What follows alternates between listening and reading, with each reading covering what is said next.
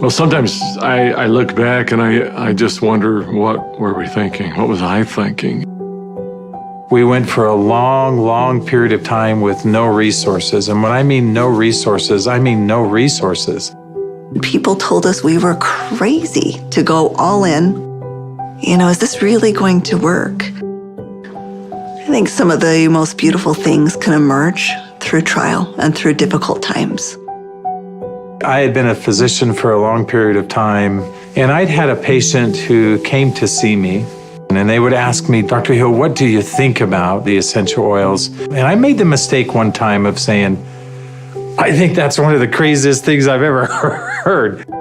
She looked me right in the eye and she said, I am so disappointed to hear that, because that's done more for me than you or any of your colleagues or anyone has ever done for me. And it intrigued me. And over time, I became more intrigued. I became involved with essential oils. And now for the last several decades, this is all that I have focused on and all that I have done. I remember when I first came into the essential oil industry, I thought they were voodoo oils. I thought they were really, really strange. It wasn't long before I started using oils on my kids, and I was amazed at what I was able to do and how it empowered me as a mom to take charge of my family's healthcare. So I was a huge skeptic. Parents were educators. My father was a professor of physics. So I just wasn't raised with anything but allopathic Western medicine. I learned over the years how effective they were and can be, especially if they're pure. When you make a claim that your product is 100% pure and you don't know that it's 100% pure, that's an integrity problem. I sort of made this conscientious decision. You have to, as a human, recognize that you have an obligation to help and to serve other people. After working 10 years in the essential oil industry, I found myself leaving for integrity purposes because I knew that essential oils had to be pure. The desire of my heart was just to go home and raise my children. I've tried all the essential oils out there. There's nothing that meets the quality standards our family needs to use for our health care. And it was in that moment that I knew, stop thinking with your head and start thinking with your heart. It all came together, and I had such a grand vision of going out and finding the world's most pure, most potent essential oils and educating mothers like me how to take charge of their health care. So it was in that moment before fear took over that I picked up the phone and I called Dave. And Emily Wright called me at the time and just said, what if we could go out and source the most pure essential oils on the planet and bring them to the world in a mainstream fashion? And he got really emotional. And Dave doesn't get emotional. And actually it was that right then and there. That was the genesis for me. And I just kind of felt strongly like, yeah, we're going to start a company. So I hung up the phone with Dave. I picked up the phone and I called Dr. Hill. And as I called him, I still remember he kind of giggled. And I said, Doc, this isn't funny. I'm serious about this. What if we could go out and find these pure oils like we've always wanted to do? And what if we could educate people to really understand the power behind these oils? And he said, no, Emily, I'm not laughing because I think your idea is crazy. I'm laughing because I was just getting ready to call you and ask you the very same question. It started with an initial little small meeting in an Italian restaurant. In the far corner, and we met for 5.5 hours until they finally kicked us out of the restaurant because we weren't buying food anymore. And we just started to dream. We would meet anywhere we could find some space to meet. And it was in some strange places. Of course, the basement of the Normal Library was one. We got too rambunctious and they finally kicked us out of the library. Sometimes it was in the basement of our homes. I remember not telling my kids, that I was unemployed and starting a new thing, but the dad was working on a project in the basement. As I did the business plan, I started to realize that This was going to be big. I just knew that with such a good team and product that had changed our lives, we felt like this was going to be significant. So as we began in the spring of 2008, that's when we had a massive falling out with the housing market in the United States. And there was a lot of panic and a lot of fear. We looked at starting this company. The first thing you think is, I got to raise money. I've got to get capital. And we set out to do that initially. And actually ended up, the four of us, back in New York City, visiting with some very high-profile people. And as we gathered together that next morning at that conference table, and we've got, all of these Manhattan-style managers that are meeting with us, and they quizzed us for hours. Finally, at the end of the day, they looked at us and they said, "We believe that your business model is going to work. We believe that you will be successful, and we want to fund your venture. We'll give you $5 million.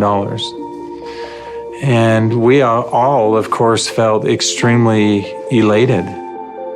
They were willing to fund the company, but of course they were interested in 51% and control. And I just remember the feeling we had as we walked away from that conference table. And the four of us found ourselves in front of the Statue of Liberty. And I remember looking across the water. Almost as if on cue, as I recall, we all just grew somewhat silent. And as we looked out over the water, and I looked at the Statue of Liberty, what rung true to me is, we're doing this to give people freedom.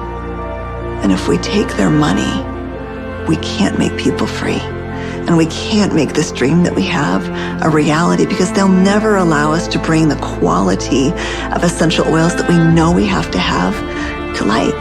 Because they'll be looking for an exit strategy, they'll be looking for a return on their investment, and that can't be part of the equation. I remember standing right next to Dave Sterling, and Dave looked at me and in kind of a somewhat shocking way, he asked me, "How much money do you have, Doc?" And I said, I don't know.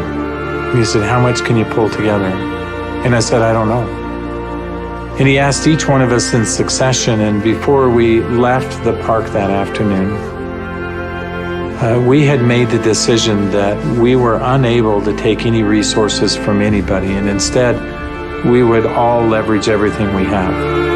We took the equity out of our homes, we cashed out 401ks, we liquidated everything we owned in order for this dream to come to fruition.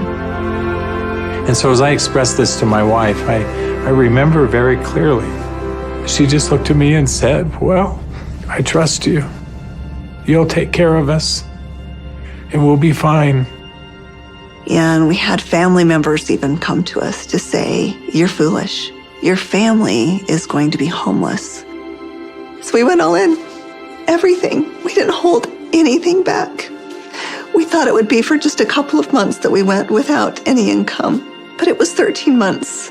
Those final months, we're eating almonds and yogurt and telling our kids they can't go to dance practice and they can't play sports because we don't have enough money. But having that belief that it was all going to be worth it. And I remember a day that we had $5,000 left in our account. $5,000 because we just put together this big oil order. And we didn't know how we were going to make payroll. We didn't know how we were going to make commissions.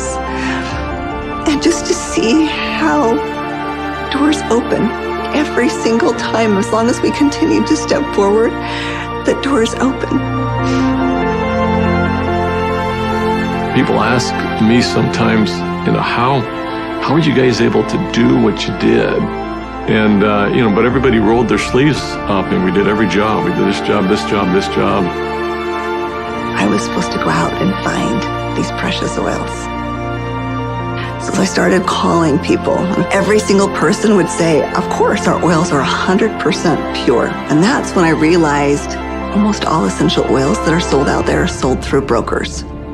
These brokers were very smart people, often having very sophisticated labs. And the oils were almost always changed.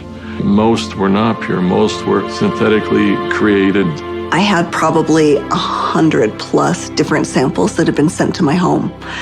And every time we would meet, Dave, Dr. Hill would say, Emily, have you found the oils yet? I'd have to say, not yet. Like, are we going down the right path? Is this really what we're supposed to do? And I remember one beautiful day, I opened up my doorstep and 5 oils showed up all on the same day. It was frankincense, lavender, tea tree, lemon, and peppermint. As I smelled these bottles, I called up Dave and I called up Dr. Hill and I said, I found the oils. I brought my camera because that was going to be a moment that I wanted to capture. And we pulled the lid off and smelled it. We were confident that these were the purest oils on the planet. I remember that first discussion we had. We talked about the culture of the company. What type of soul do we want doTERRA to have? And we realized that these oils are experiential. And we realized it had to be a person-to-person model. We had to bring people together. We've got to have a culture of giving back. We have to have a culture of caring. Locking arms with the people who are putting the seeds in the ground, who are harvesting these products. It's making sure that their needs are met. As I look back on it today with doTERRA, it's overwhelming to me to see the impact it is around the world. There was a lot of sacrifice, but again, those are days we look back on, with some pride. Sacrifice is a really important piece. Today, we've empowered nearly 8 million families all around the globe. We're now filling 315,000 bottles of oil every single day. And just to think about it on that scale just warms my heart, knowing that every single bottle is changing somebody's life on both sides of the bottle.